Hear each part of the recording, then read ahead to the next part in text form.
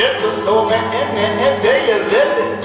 صبح و دعای شب من و ذکر قلعت و طره تو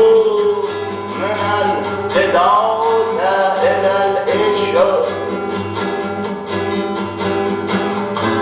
سنما جفارها سنما جفارها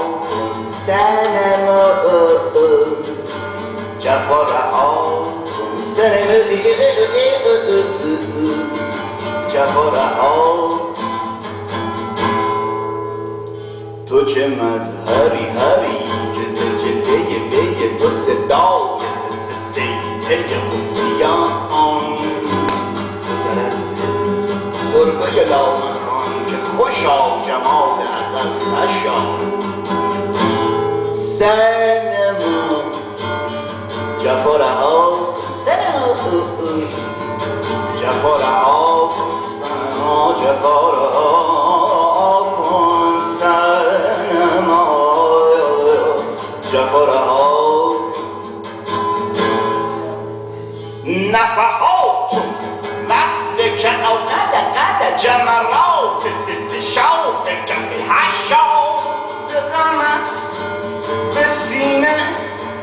کماتشی که نزد زبانه کماتشا سنمو جفارها سنمو جفارها سنمو جفارها سنما جفارها سنما جفارها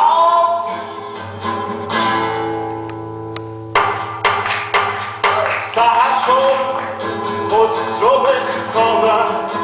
علم بر کوهساران زد به دست مرحمت یارم در امیدواران زد نگارم دوش در مجلس به عزم رقص چون برخاست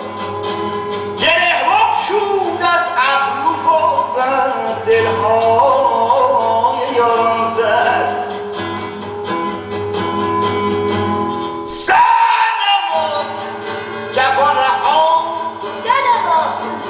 جفارها سنما جفارها سنما جفارها سنما جفارها سنما جفارها سنما